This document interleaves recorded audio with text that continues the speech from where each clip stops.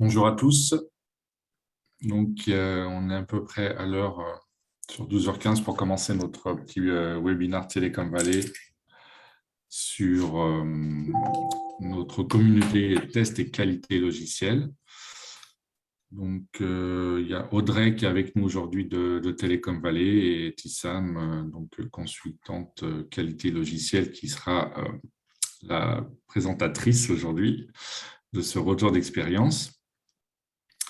Donc, en termes d'introduction, je vais vous présenter rapidement l'association Télécom Valley et la commission tests et qualité logicielle que j'anime, avec d'autres collaborateurs également. Donc, Télécom Valley, c'est une association d'animation du numérique sur la French Riviera.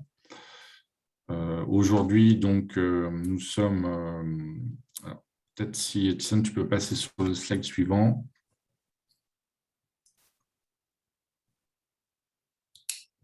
On va y arriver, ça va arriver. Donc, en fait, au niveau... c'est bon, tu y arrives? Alors, moi, je vois juste le premier slide pour l'instant.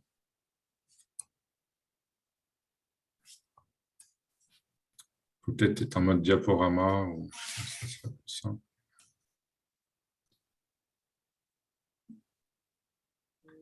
Voilà. Ouais, c'est bon. Enfin, en tout cas, moi, je vois le slide, c'est bon. Donc, effectivement, l'objectif, c'est de fédérer et d'animer des différents écosystèmes dans le domaine du numérique, de favoriser la montée en compétences par le partage et l'échange de bonnes pratiques, et puis insuffler une dynamique également au niveau des écoles qui font partie de l'association. Aujourd'hui, donc, comme on peut le voir sur le slide suivant, ça représente un certain nombre d'entreprises, d'académies et de startups sur la région 06. Tu peux passer au slide numéro 4, s'il te plaît?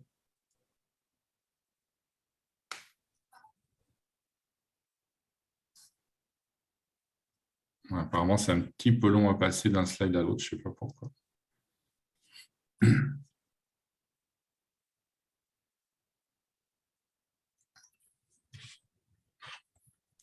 Là, tu n'es plus en mode diaporama. Diaporama, il faut juste toucher une touche et ça passe d'un slide à l'autre, normalement.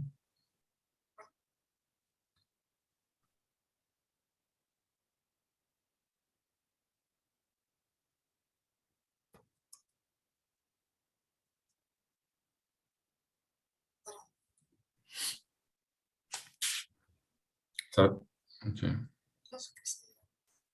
Pardon? Je suis en mode diaporama. D'accord. Moi, ça n'affiche pas encore sur mon écran. Alors, je ne peux pas voir les slides. Désolé pour ce petit contretemps. Ça va s'activer, je pense. C'est les aléas du direct. Ouais, carrément. C'est pas enregistré, moi, voilà. Un petit peu, mais si tu veux, je ferai de la découpe au montage, il n'y a pas de souci. Non, mais je veux dire, c'est pas une présentation en différé. Ok, autrement, on passe sans diaporama, peut-être juste en manuel à la prochaine slide. Ouais, voilà, ça va plus vite là, déjà. Le slide suivant. Voilà. Ok, super, merci.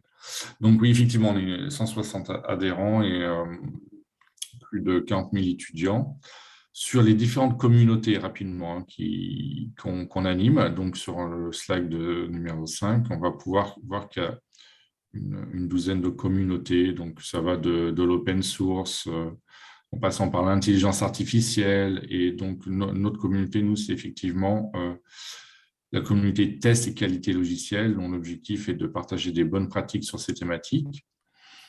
Donc, on se réunit 2 fois par mois et puis 1 fois par an, on organise la soirée du test logiciel, qui est un plus gros événement en présentiel à Sophia Antipolis. Donc, cette année, la soirée aura lieu le 9 décembre. Donc, les speakers ont déjà été sélectionnés. On organisera également une table ronde pour débattre autour d'un sujet donné. Et donc, certaines présentations seront enregistrées et retransmises par la suite. Voilà, sur les liens, donc effectivement, personnellement, donc moi je ne me suis pas encore présenté, donc je suis Julien Venquois Québec, je suis l'animateur de la communauté, je suis aussi un des créateurs de la société All for Test, qui est un pur player du test logiciel en France. Et sur notre site, vous allez pouvoir retrouver pas mal de vidéos de retour d'expérience sur le test logiciel. Donc, c'est sur la sous-division d'All for Test qui s'appelle le blog du testeur. Et vous pouvez aussi suivre toutes ces news sur notre page LinkedIn. Voilà, donc je laisse la parole à Tissane sur son retour d'expérience sur certains outils de test automation dans des environnements JS et un environnement métier e-commerce.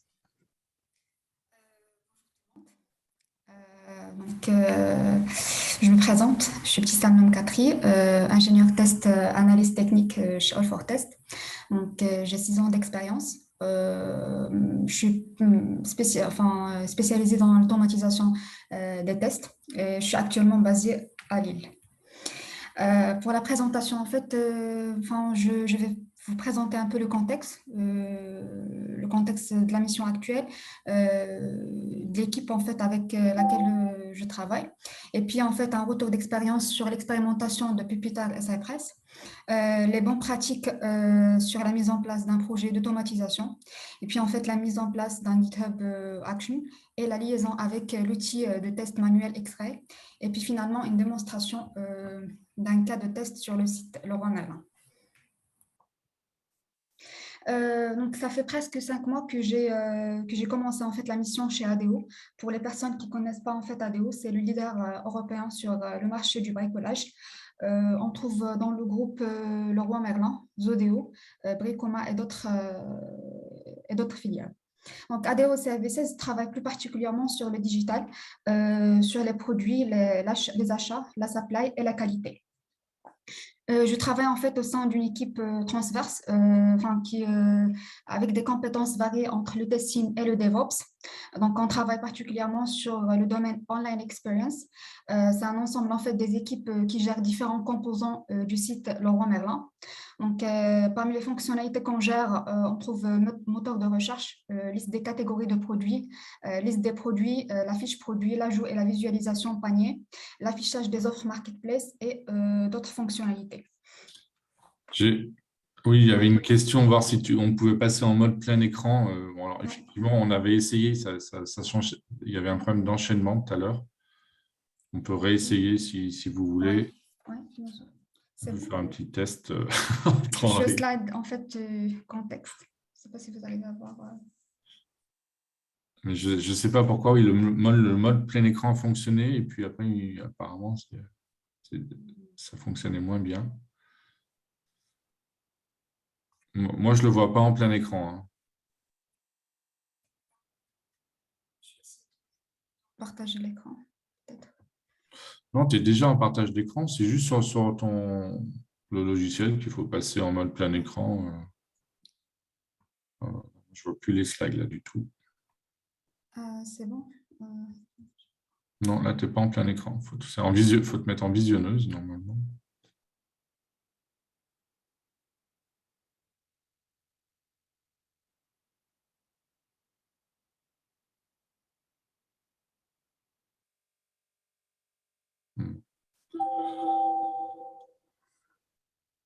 T'as mis en mode visionneuse ou pas? Ouais. Ah, ça y est, c'est bon. Impeccable. Génial. Donc voilà pour en fait le contexte du projet. Donc comme je vous ai dit en fait je travaille au sein d'une équipe qualité transverse. On n'a pas vraiment dédié à un produit en fait spécifique Leroy Merlin, mais plutôt en fait notre objectif est d'assurer la qualité au sein de tout le domaine. En fait quand je dis domaine, se compose en fait de plusieurs équipes. Donc notre but est d'assurer la qualité au sein du domaine, automatiser les tests d'intégration, de vérifier que l'intégration des différents composants au produit est bien effectuée, Automatiser les TNR, tests de non-régression, veiller à ce que les tests de non-régression sont automatisés au sein de chaque équipe du domaine, aussi intégrer les tests au sein de la chaîne CI/CD afin de valider les livraisons et exploiter les rapports d'exécution afin de les afficher sur l'outil de gestion X-Ray. Donc, parmi les choses en fait, qui nous ont poussé à mettre en place un framework d'automatisation, il y a exécution manuelle répétitive des tests de non-régression avec moins de focus sur les features. Manque des tests de bout en bout automatisés. Donc, chaque équipe du domaine implémente ses propres tests qui vérifient en fait leurs produits. Donc, on n'avait pas vraiment des tests vérifiant l'enchaînement de tous les produits et les différentes fonctionnalités. Ce qui génère en fait par la suite des bugs même en production et donc pas de feedback ou plutôt sur la qualité. Voilà donc la mise en place d'un framework de test automatisé. J'ai essayé en fait de schématiser un peu la mise en place. Donc stratégie de test, c'est une étude en fait avant, faut faire une étude avant d'entamer l'automatisation. C'est une étape qui est primordiale. En fait, les échecs en fait des projets d'automatisation sont souvent explicables par un manque de stratégie de test ou un mauvais en fait processus de mise en place. Donc, la stratégie de test doit contenir en fait les prérequis, à savoir la stabilité des environnements du jeu de données, prioriser les tests. Dans notre cas, c'est les types de tests. Dans notre cas, c'est tests d'acceptance. Le choix aussi de l'outil d'automatisation. Donc, pour le choix de l'outil, pour que ça soit bien effectué, on s'est basé en fait sur des POC. On a fait des POC pour 2 outils, Cypress et Puppeteer. Je vais vous montrer un peu plus en détail dans les prochains slides. Ensuite, élaborer les scénarios à automatiser en utilisant la syntaxe Gherkin et les implémenter par la suite et puis les intégrer sur la chaîne CI/CD afin de valider bien sûr les livraisons. Et bien sûr, en fait, la maintenance de tests au jeu de données reste un point important dans les projets d'automatisation. Voilà, donc pour l'approche qu'on a adoptée en fait dans le mode de fonctionnement et le shift left. Donc, shift left, c'est une approche en fait qui permet de préparer, de repérer des bugs en amont. La majorité des bugs sont liés aux spécifications, les expressions de besoins qui ne représentent pas également en fait, qui ne représentent pas toujours en fait ce que les utilisateurs désirent. Donc, telles que la revue en fait d'expression des besoins, les revues des spécifications. Donc, dans notre domaine, on essaie en fait de faire des réunions avant, dans le début en fait de chaque sprint, afin de challenger les gens métiers sur la règle de gestion et essayer en fait de les détailler. Parmi en fait les avantages, on trouve en fait la réduction des coûts avec une détection plus précoce en fait des bugs. Aussi améliorer l'efficacité en limitant les allers-retours entre les différents intervenants et les fonctionnalités qui ne correspondent pas en fait aux besoins du client, et améliorer aussi la qualité. Donc le fait de faire des tests dès le début en fait du projet diminue en fait les chances d'erreur humaine.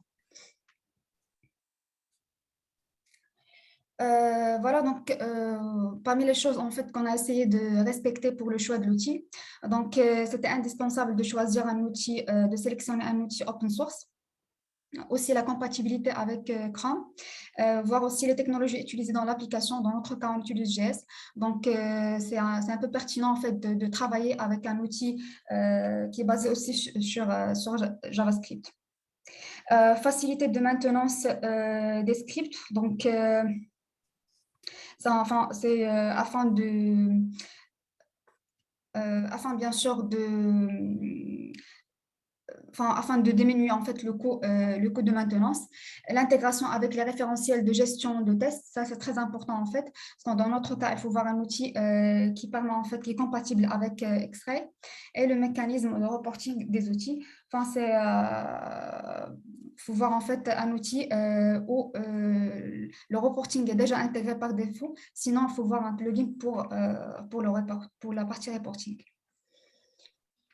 Le choix en fait des tests automatisables. Donc, il faut voir en fait les tests les plus critiques. On appelle ça aussi en fait les smoke tests, les tests les plus stables. Et puis en fait les modules ou les fonctionnalités qui sont les plus buggées. On peut se baser ici en fait sur une expérience d'un projet similaire et étudier les modules où les bugs se concentrent. Voir aussi les tests les plus répétitifs et les plus longs à réaliser. Par exemple, on a un formulaire avec 36 champs et ces champs peuvent être testés, enfin remplis avec différentes règles de gestion. Donc, c'est pertinent aussi d'automatiser ce genre de tests. Les tests les plus difficiles à exécuter manuellement. Enfin, pour les fonctionnalités qui sont difficiles, ils peuvent être en fait mal effectués par un humain. Donc, en l'automatisant, on se prémunit contre ce risque. Les tests en fait les plus faciles à implémenter. En fait, ce n'est pas vrai, ce n'est pas effectivement le premier critère à prendre en compte, mais la facilité d'implémentation est tout de même un élément important à avoir. Donc, voilà, pour le résultat d'expérimentation de Pupitar et Cypress, on a fait une étude technique pour le choix de framework. Donc, voici notre retour d'expérience. Parmi les choses en fait qu'on a notées comme point fort pour Cypress, donc, il y a des méthodes, en fait, pas mal de méthodes qui sont prédéfinies. Aussi, interface user-friendly. Elle fournit aussi des captures d'écran et une vidéo. Et parmi en fait les choses, enfin les points faibles, il y a en fait il y a problème en fait de navigation entre différentes applications. Enfin, pour naviguer entre différentes applications, différents URL n'est pas supporté et la méthode native n'accepte pas le changement d'URL qui n'appartient pas au même domaine. Donc pour faire en fait pour implémenter ça, il faut faire des workarounds avec JavaScript. Le local storage et les cookies sont sauvegardés par défaut et les commandes natives fonctionnent uniquement sur le domaine en fait courant et les sous-domaines.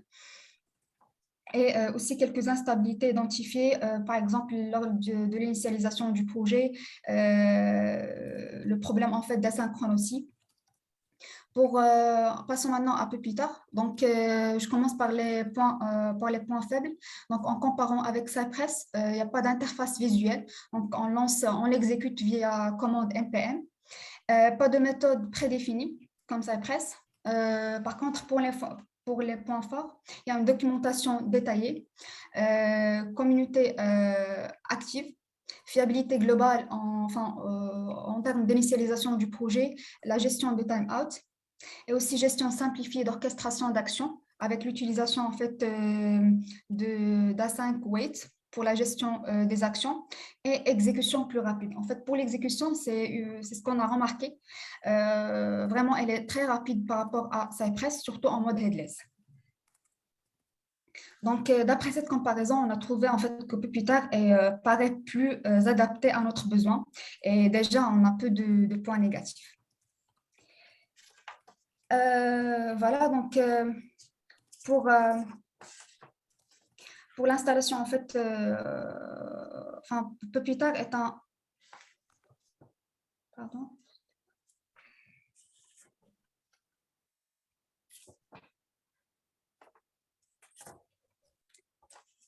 Donc, je passe à ce slide-là. Donc, Pupitar est une bibliothèque, en fait, Node.js.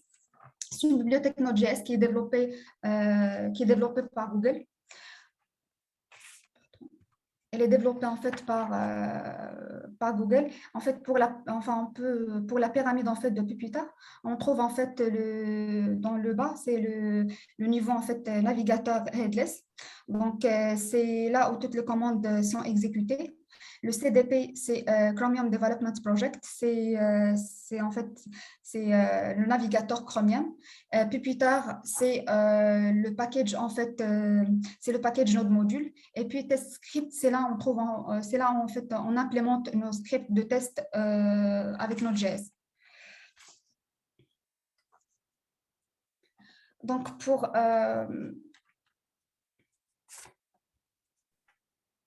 vous m'entendez? On t'entend, c'est bon. Oui, c'est parfait. Prends ton temps, tu as, Ouais, ok. le temps de présenter tranquillement. Vas-y. Donc, pour comment installer en fait Pupita? Donc, pour l'installer, il faut en fait installer ces packages-là. Premièrement, Library Package. En fait, c'est une bibliothèque qui interagit avec n'importe quel type de navigateur, qui est basé en fait sur le protocole DevTools. Donc, sans réellement installer Chromium. Puis, Product Package, c'est le package en fait principal. Donc, c'est le produit en fait complet. Donc, une fois installé, on a la version la plus récente de Chromium sur notre module.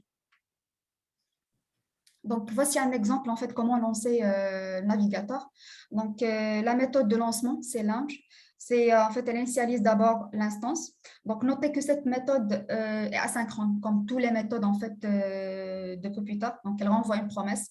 Et une fois la promesse est résolue, donc nous obtenons une instance de navigateur qui représente l'instance initialisée. Donc, parmi en fait les bonnes pratiques qu'on a adoptées, donc il y a l'approche BDD. C'est une méthode en fait qui encourage la collaboration entre les équipes fonctionnelles, techniques et les autres participants. Donc, cette approche, elle peut se faire de manière collective, favorisant en fait l'échange entre les différentes entités grâce à un langage naturel qui permet en fait aux personnes métiers de se faire mieux comprendre et aux développeurs en fait de réaliser les besoins métiers. Donc, la pratique BDD peut être résumée en fait en 4 phases. La première phase, c'est la phase de définition des besoins. Donc, pour savoir ce qu'il faut développer, c'est une étape primordiale pour recueillir les besoins clients et ce qu'il attend en fait du projet à élaborer. Deuxième étape, c'est les ateliers Tres Amigos. C'est un atelier réunissant les entités techniques fonctionnelles, notamment le PO, les développeurs et les testeurs, pour but de discuter et soulever en fait toutes les questions liées aux règles de gestion, spécifications, d'identifier en fait les comportements et les décrire en différents scénarios. Donc, voilà. Et puis, la troisième étape, c'est transformation des scénarios en tests. Donc, les scénarios déjà élaborés dans les ateliers Tres Amigos vont être les bases pour mettre en place les tests. Donc, le meilleur moyen de bien écrire les tests, d'après notre expérience, c'est tout d'abord commencer à écrire un test qui échoue et puis essayer en fait d'adapter le test pour avoir un test qui réussit et refactoriser le maximum de code possible. Donc, parmi les outils de l'implémentation des scénarios, j'ai cité en fait Puppeteer, Cypress, il y en a d'autres. Et puis, en fait, il y a l'étape développement. C'est la dernière étape, en fait, grâce aux précédentes étapes. Donc, les développeurs sont sûrs de prendre les règles métier et donc ils peuvent commencer leur travail. Donc, pour résumer, avec l'approche BDD, les tests qu'on écrit en amont guident les développeurs dans leur implémentation afin de garantir une adéquation, en fait, maximale aux besoins. Parmi aussi les bonnes pratiques qu'on a adoptées en fait, dans le projet, il y a le Design Pattern Page Object Model. Il est utilisé dans l'automatisation des tests. Les classes d'objets de page sont créées séparément, en fait séparément, et ces classes contiennent les identifiants HTML et des méthodes en fait, qui interagissent avec l'application. Donc, le but de ces design patterns est d'éviter la duplication, la mise à jour en fait, du code à plusieurs endroits. Elle est facile à lire et à réutiliser, bien sûr, le code. Donc, voici un exemple. Donc, on a pour chaque page, en fait des classes page object qui font appel à des méthodes utiles dans les classes utiles qui peuvent servir en fait dans différents tests. C'est tout ce qui est, on peut dire qui est générique. On trouve par exemple des méthodes de timeout, etc. Il y a une autre couche, c'est pour les sélecteurs, et puis la couche test, qui est une couche supérieure, c'est l'entrée du projet.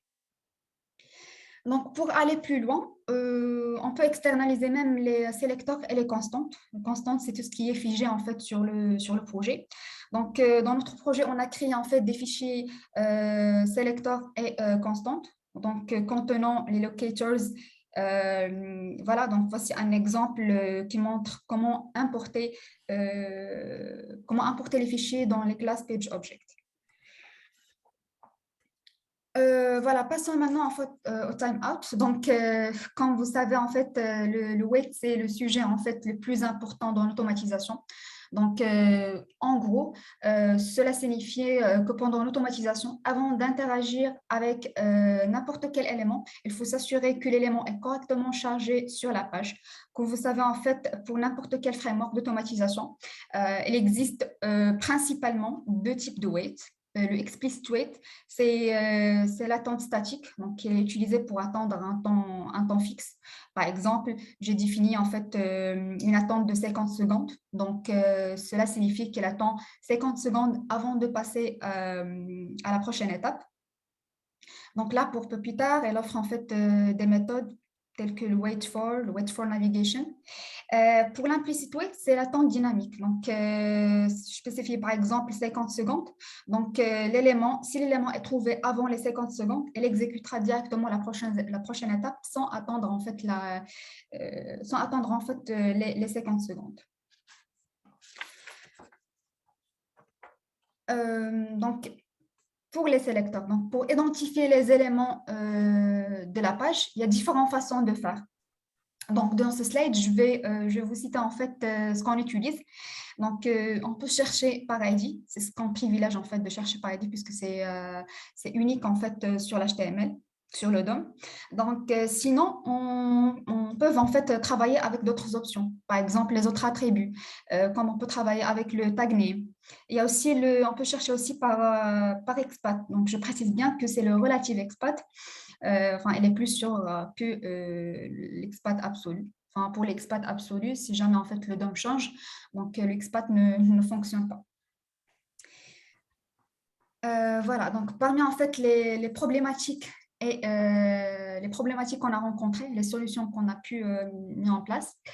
Donc, voilà, donc l'absence des ID sur les balises HTML, ça c'est un problème qui est très, très connu en fait dans l'automatisation.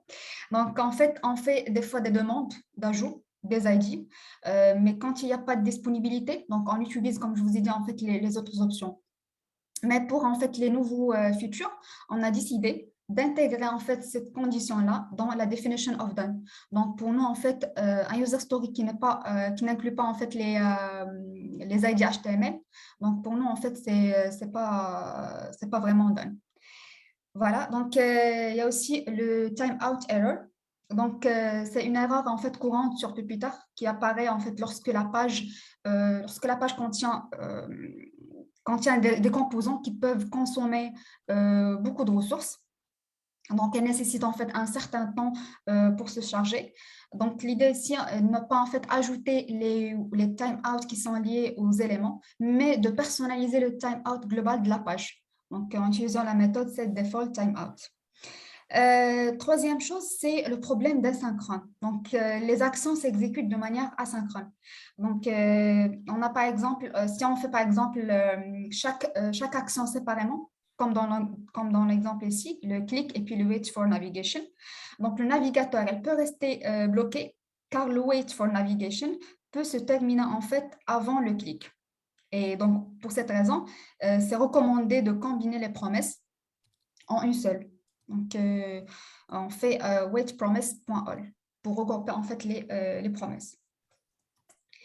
Passons maintenant au GitHub. Voilà, nous, on travaille avec GitHub Action pour la partie intégration continue. Donc, GitHub Action, c'est le nouveau serveur de build de GitHub. Il permet en fait d'automatiser le flux de travail directement à partir de repos GitHub. Donc, il est similaire à GitLab CI/CD pour GitLab ou Jenkins. Donc, par exemple, on peut définir une action qui nous permet en fait de construire notre projet et de dérouler en fait un ensemble de tests, donc qui seront lancés par la suite à chaque pull request. Donc, une action elle comporte plusieurs éléments nécessaires en fait pour le workflow. On trouve en fait l'événement. C'est l'événement GitHub. Elle peut être soit push, pull request ou d'autres. Le job, c'est un ensemble en fait des étapes on trouve en fait l'environnement et les étapes à effectuer. Donc, pour le job, en fait, elle contient des étapes qui doivent être terminées pour qu'on dise voilà, que le job est terminé. Ça, c'est juste en fait un exemple simple d'un GitHub Action. Donc, prenons un exemple en fait de la façon dont un GitHub Action peut être implémenté. Donc, on se positionne en fait sur le repo, sur notre repo, et puis on clique en fait sur Action. On choisit un modèle. Donc, moi, je choisis en fait le modèle Gating. Il y a d'autres. Voilà. Donc, et puis en fait, elle nous offre un exemple d'action qui est prédéfini. Donc, dans cet exemple-là, on définit en fait l'environnement. On définit l'événement GitHub qui est pull request issues. Et puis, en fait, dans cet exemple, on vérifie si l'utilisateur contribue la première fois au repo. Donc, si la condition est vraie, le message qui est codé en dur, PR message, il va être affiché. Donc, une fois que, on peut modifier ce fichier GitHub Action selon nos besoins. Et puis, on peut le valider par la suite. Donc, pour la validation de l'action, donc soit on crée une branche, on crée une branche et on fait la modif, et puis on fait une PR, un pull request vers le repo central, comme on peut committer directement vers le repo central, chose qui n'est pas très recommandée. Il faut toujours, en fait, parmi les bonnes pratiques, il faut toujours passer par une branche puis faire une PR. Voilà, donc pour la partie gestion des variables d'environnement, afin d'une meilleure sécurité pour nos variables d'environnement, il est déconseillé de committer les fichiers environnement qu'on prépare en fait dans notre projet en local. Donc la solution, c'est de créer des variables secrets sur GitHub. Donc on crée un environnement et puis pour chaque environnement, on crée des variables secrets. Voilà, donc voici en fait la liaison entre les variables qu'on crée en fait sur GitHub et le GitHub Action. Donc cet exemple-là montre en fait l'utilisation des variables secrets. On crée en fait, comme vous voyez, on crée un fichier .env et dans le fichier .env, on met les variables qu'on a créées sur GitHub. Voilà pour l'intégration, donc vu le besoin en fait de reporting, donc on a pensé à intégrer en fait les rapports d'exécution sur X-Ray. Donc X-Ray c'est un plugin en fait Jira qui permet de gérer les tests. Donc après avoir implémenté les tests automatisés et les faire dérouler sur la CI/CD, donc, on aura besoin en fait des rapports afin de mieux analyser les résultats d'exécution. Donc, surtout pour les tests KO. Donc, les rapports, ils peuvent être format soit JUnit, XML, TestNG ou Cucumber.json. Donc, pour nous, on travaille avec Cucumber. Donc, on génère un rapport Cucumber.json. Donc, voilà pour le rapport, pour que ça soit en fait fait d'une manière automatique. Ça veut dire l'intégration effectuée d'une manière automatique. On exécute une commande curl. Donc, ces commandes-là, les commandes curl pour chaque type de rapport, elles sont disponibles en fait sur la documentation X-Ray. Et puis, en fait, pour que ça soit fait d'une manière automatique, on intègre l'import en fait sur GitHub Action. Donc, on crée en fait une étape, c'est Step Upload to X-Ray. On crée une étape dans laquelle en fait on met la commande curl pour la génération en fait, pour l'import du rapport. Dernière chose en fait que je vous montre aussi, c'est le schedule qui est très important. Donc, elle utilise la syntaxe cran pour définir en fait à quel moment le workflow doit être déclenché et exécuté. Donc, dans notre exemple, ce workflow-là sera exécuté tous les jours à 18 heures. Donc, étoile signifie chaque jour. Voilà, et puis en fait, finalement, une démonstration. Donc, j'ai préparé une petite démo, en fait, sur un scénario que j'ai préparé. Donc là, le scénario est rédigé avec la syntaxe Gherkin. Donc là, test 617, c'est l'ID Jira pour faire le lien en fait entre le ticket sur Jira et le scénario, enfin le fichier feature. En fait, dans le scénario, on se positionne en fait sur la page outillage à main sur le site Leroy Merlin.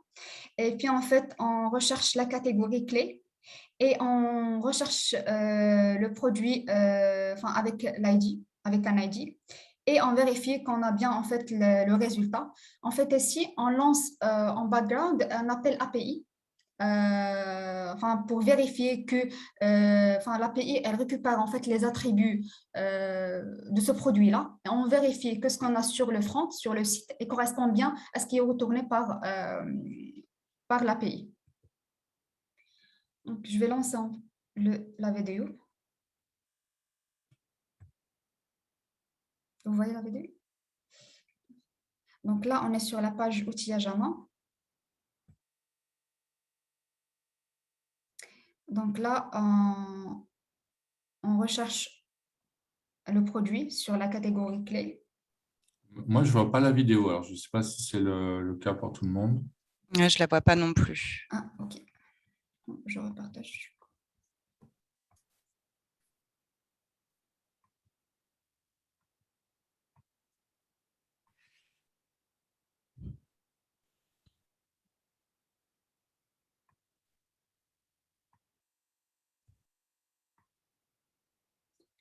Là, c'est bon. Maintenant, oui. Impeccable.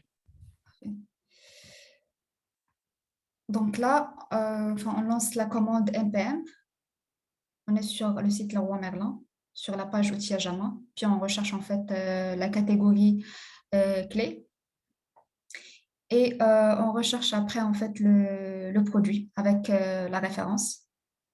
Et voilà. Donc ça, c'est la fiche produit qui est affichée derrière. Donc, vous voyez en fait mon écran? Oui, c'est bon. C'est pas en plein écran, mais on voit là. Oui, Oui. c'est en bon. plein écran. Donc, ça sera tout en fait pour la démonstration.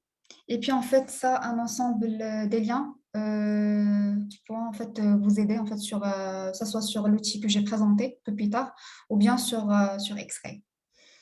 C'est tout pour moi. Merci pour votre attention.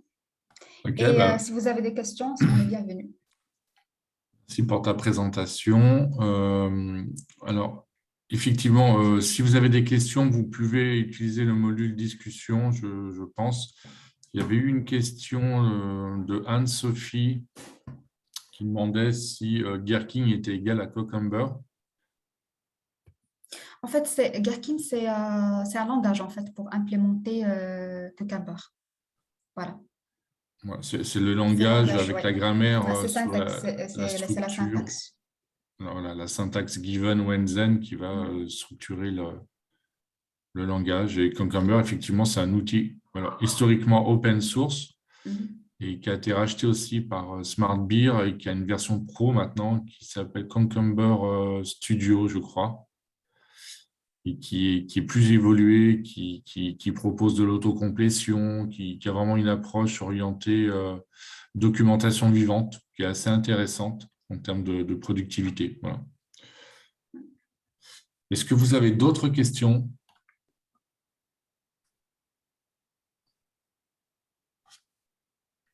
Alors oui, En fait, il y a une j'ai vu en question. fait une Ah bah, question. tu vois direct, tu les vois les Oui, questions là. Ok, ouais. tu peux les traiter. Concernant la démonstration, je n'ai pas vu ou compris comment le script valide ou que c'est la bonne page avec le bon contenu qui s'affiche. Donc là, pour chaque étape sur Cucumber, donc on fait des assertions, des vérifications. Je peux vous montrer en fait un exemple sur. Voilà. On fait par exemple des assertions, expect.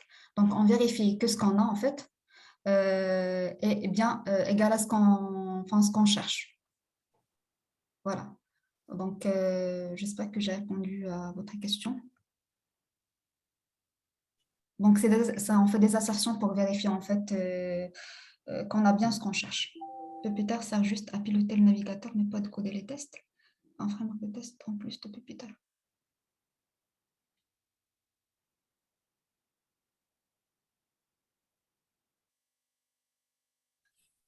En fait, c'est un framework, Puppeteer, c'est un framework pour l'automatisation des tests. Enfin, elle pilote le navigateur, mais derrière, on code les tests avec JavaScript ou TypeScript. Elle fonctionne avec les deux. Mais en fait, peut-être là, enfin, si j'ai compris la question, Mhm. c'était est-ce que Puppeteer n'est pas simplement une API comme peut l'être Selenium? Et est-ce que c'est vraiment un outil complet pour structurer tes scénarios de test automation? Est-ce que ça rend, est-ce que voilà, enfin, j'ai l'impression que c'était ça la question, Euh, mais tu peux Patrice répéter, peut peut-être Julien? préciser. Tu peux répéter, Julien, la question? Non, je crois que le. Attends, Mhm. tu m'entends bien là, oui? Oui.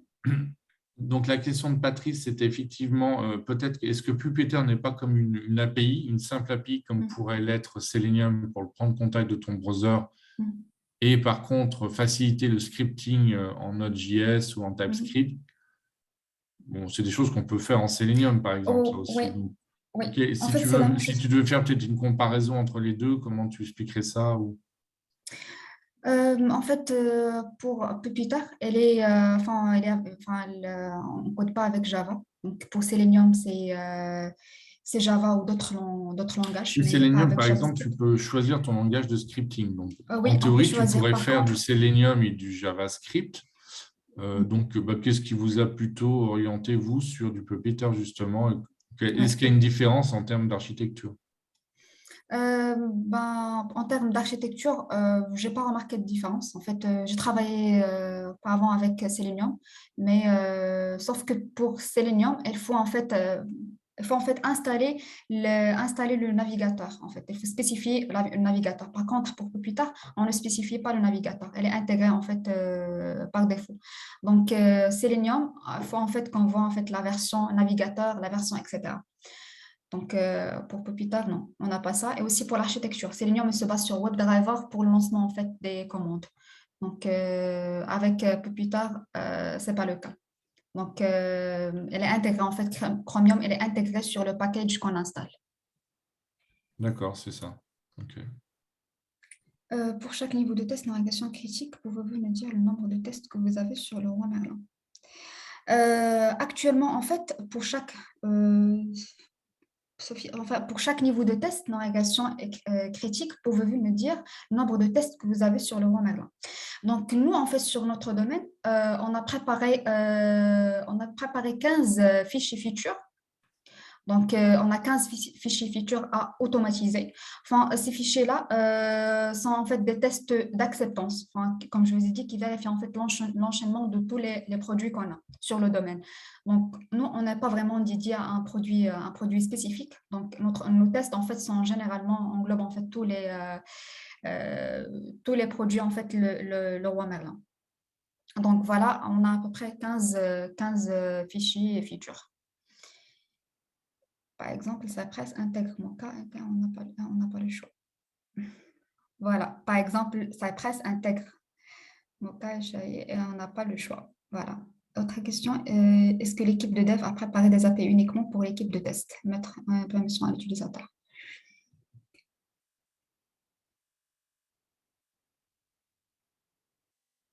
Non, en fait, pour les API, on a déjà le Swagger. Donc, on travaille avec les API développés euh, c'est-à-dire, les API ne sont pas préparés dédiés pour le test. Donc, on travaille avec le Swagger développé sur l'environnement en fait de test. Et Puppeteer ne gère que Chrome. Non, en fait, on peut travailler Puppeteer, en fait, elle ne spécifie pas, quand on installe en fait le Puppeteer Core, on ne spécifie pas le navigateur. Donc, voilà, donc automatiquement, on travaille avec Chromium. Voilà, elle utilise Chromium. Automatiquement, tu Donc, utilises Chromium, mais oui, est-ce que Chromium. tu peux Mhm. faire des tests Travailler avec avec. des navigateurs qui ne sont pas Chrome? À des connaissances, non. D'accord. Je suis pas, en fait, ça fait 4 ou Oui, 5 c'est mois que peut-être je un travaille point. avec Donc, Meta. oui, Mais en fait, là, par défaut, on ne spécifie pas vraiment le navigateur. Donc, il lance directement Chromium. ce sera Euh, peut-être, oui, peut-être un après, on point a déjà, en fait, à affiner. Ouais. après, on a déjà une contrainte en fait sur le projet. Il faut travailler avec Chrome, donc ça tombe bien, on n'a pas Oui, ça, essayé d'aller ouais, trop loin. d'accord. Voilà. Donc, votre exigence technique, c'était d'utiliser Chrome sur ce projet-là. Voilà, il est Ok, plus sûr donc en fait. à creuser. En théorie, je pense qu'il doit y avoir des solutions pour fonctionner sur différents browsers, j'imagine, mais à vérifier. Oui. Ouais. Ok, Je sais pas si j'ai vous avez d'autres l'impression qu'on n'a questions. plus d'autres questions. Merci pour vos questions. Donc, effectivement, donc, merci à tous d'avoir participé à ce petit webinaire. N'hésitez pas, s'il y a des personnes qui étaient absentes, Telecom Valley partagera le lien sur la vidéo. Tout à fait. Et sachez que vous pouvez également être force de proposition si vous êtes un spécialiste du test qualité logicielle dans votre entreprise pour proposer des retours d'expérience également. Dans ce cas-là, vous envoyez un petit mail à contact@allfortest.com. On a dû mettre les contacts quelque part. Et puis, on peut échanger ensemble sur le sujet. Pour ceux qui sont donc dans la région 06, voilà, vous aurez également une communication de Telecom Valley pour la soirée du test. Donc, on pourra se voir sur place. Merci à tous.